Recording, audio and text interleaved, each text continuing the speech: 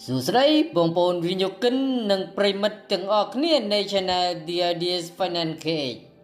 នៅក្នុងវីដេអូមុនយើងបានជជែកគ្នាយ៉ាងច្រើនពីខ្សែក្រាបពីបច្ចេកទេសនិងតួលេខទីផ្សារប៉ុន្តែកាលពីថ្ងៃមុនខ្ញុំបានអានខមមិនមួយដ៏មានអត្ថន័យជ្រាលជ្រៅពីបងប្រុសម្នាក់ដែលគាត់បានសរសេរថាខ្ញុំចង់បានសេរីភាពហិរញ្ញវត្ថុពិតប្រាកដមតិយោបល់មួយឃ្លានេះបានធ្វើឲ្យខ្ញុំផ្អាកគម្រោងផលិតវីដេអូបច្ចេកទេសវគ្គបន្ទាប់ភ្លាមហេតុអ្វីព្រោះខ្ញុំយល់ថាបើទោះជាខ្ញុំបង្រៀនបងប្អូនឲ្យចេះអានក្រាបពូកែដល់កម្រិតណាក៏ដោយក៏វានៅតែគ្មានន័យដែរប្រសិនបើយើងមិនទាន់យល់ច្បាស់ថាតើអ្វីទៅជាសេរីភាពហិរញ្ញវត្ថុពិតប្រាកដហើយតើយើងគួររៀបចំចិត្តសាស្ត្របែបណាដើម្បីកុំឲ្យបាក់ទឹកចិត្តនៅពេលផ្លូវដើរវាហាក់បីដូចជានៅឆ្ងាយថ្ងៃនេះក្នុងវគ្គពិសេសអេពីសូត 5.5 យើងនឹងមកវគ្គកាត់និងស្វែងរកសច្ចភាពនៃពាក្យថាសេរីភាពពិតប្រាកដជាមួយគ្នាដើម្បីឲ្យយល់ពីដំណើរផ្លូវទៅកាន់សេរីភាពហិរញ្ញវត្ថុសូមបងប្អូនក្រឡេកមកមើលឧទាហរណ៍នៃធម្មជាតិវិញម្ដងចូលស្រមៃដល់ការដាំដូងនៅពេលយើងយកកូនដូងទៅក្ដាំដងដីទោះបីជាយើងខំស្រោចទឹកដាក់ជីរាល់ថ្ងៃយ៉ាងណាក៏ដោយក៏នៅក្នុងឆ្នាំដំបូងយើងមិនអាចតន់មើលឃើញផលផ្លែផ្អែមត្រជាក់របស់វាឡើយអ្វីដែលដើមដូងកំពុងធ្វើដោយស្ងប់ស្ងាត់នៅក្រោមដីគឺការខិតខំប្រឹងពង្រីកឫសឲ្យចាក់ជ្រៅទៅក្នុងដីដើម្បីបង្កើតគ្រឹះដ៏រឹងមាំទើបថ្ងៃក្រោយមកដល់វាផ្ដល់ផលឲ្យយើងប្រមូលផលបានរាប់ទសវត្សរ៍យើងក្រឡេកមកមើលធម្មជាតិនៃដើមឫស្សីចូលរៀនពីធម្មជាតិនៃដើមឫស្សីបងប្អូននៅពេលដែលគេដាំវាក្នុងរយៈពេល 4 ទៅ 5 ឆ្នាំដំបូងគេស្ទើរតែមិនឃើញវាលូតលាស់ចេញពីដីហួសមួយចង្អាមឡើយទោះជាខំថែយ៉ាងណាមនុស្សជាច្រើនដែលមិនយល់អាចនឹងបោះបង់នឹងគិតថាវាជាពូជឈើងាប់ប៉ុន្តែនៅឆ្នាំទី5អភូតហេតុដ៏ល្អដែលកើតមានឡើងដើមឫស្សីចាប់ផ្ដើមលូតលាស់ខ្ពស់ត្រដែតឡើងទៅលើមេឃរហូតទៅដល់ជិត 30-40 ម៉ែត្រក្នុងរយៈពេលត្រឹមតែ 6 សប្តាហ៍ប៉ុណ្ណោះជំនួសសួរថាតើការលូតលាស់ត្រឹមតែ 6 សប្តាហ៍មែនទេចម្លើយគឺអត់ទេវាគឺបានចំណាយពេល5ឆ្នាំពេញក្នុងការសន្សំកម្លាំងនិងចាក់ឫសយ៉ាងរឹងមាំនៅក្រោមដីជីវិតហិរញ្ញវត្ថុរបស់យើងក៏ដូចគ្នាប្រសិនបើបច្ចុប្បន្នបងប្អូនកំពុងតែខំប្រឹងសន្សំលុយខំប្រឹងរៀនសូត្រពីការវិនិយោគទាំងត្រដាបត្រដួសហើយមានអារម្មណ៍ថាចំណូលឬផលចំណេញវានៅតូចស្ដួយស្ដាងនៅឡើយសូមកុំតន់បាក់ទឹកចិត្តឲ្យសោះបងប្អូនមិនមែនមិនរីកចម្រើនទេប៉ុន្តែបងប្អូនកំពុងស្ថិតក្នុងដំណាក់កាលចាក់ឫសក្រោមដីដូចជាដើមដូងនិងដើមឫស្សីអញ្ចឹង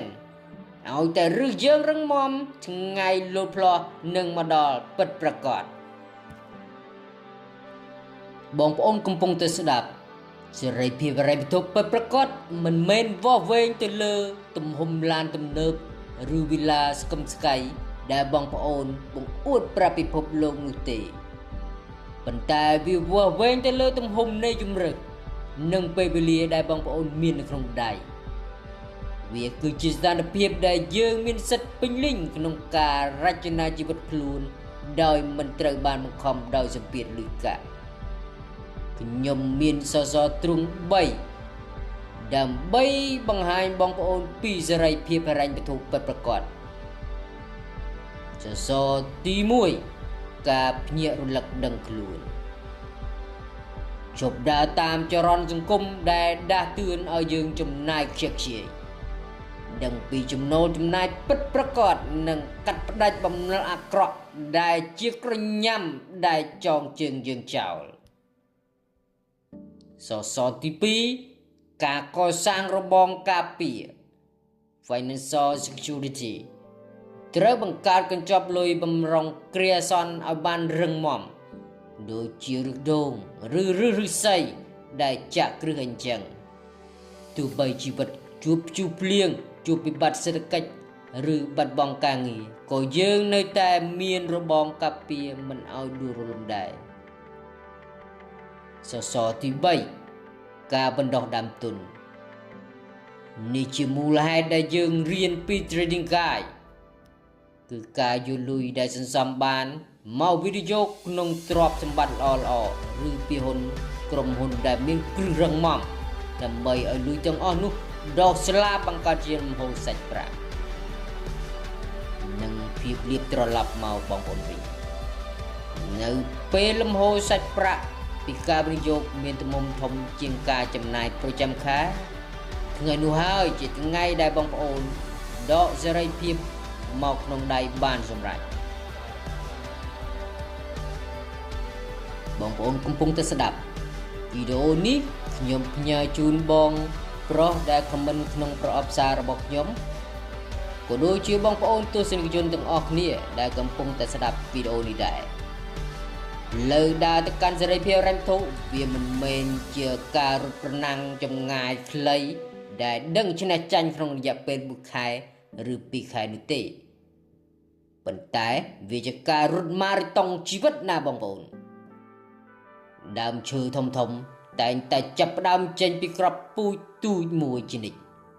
ដរាបណាបងប្អូនមិនបោះបង់ដរាបណាបងប្អូននៅតែបន្តវិនិយោគលើចំណេះដឹងនិងរក្សាវិន័យហិរញ្ញវត្ថុឲ្យបានខ្ជាប់ខ្ជួនថ្ងៃជោគជ័យមុខជានឹងមកដល់ Channel Diades Finance KX នឹងនៅទីនេះដើរទន្ទឹមគ្នានឹងធ្វើជាស្ពានដកស្រង់ចំណេះដឹងពិតមកចែករំលែកជូនបងប្អូនជានិច្ចចូលរក្សាកម្លាំងចិត្តឲ្យរឹងមាំហើយចាប់ពីអេពីសូត6វគ្គក្រោយទៅយើងនឹងត្រឡប់មកពង្រៀនអាវុធបច្ចេកទេសបន្តទៀតគឺការសិក្សាពី Candlestick Chart ភាសានៃទម្រង់ទៀនគេហៅថាទៀនជប៉ុន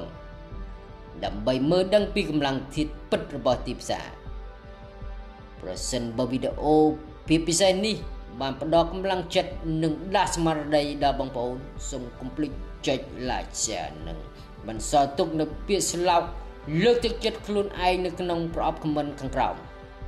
វីដេអូដោយស្មារតីភ្ញាក់រលឹកសូមអរគុណសូមជម្រាបលា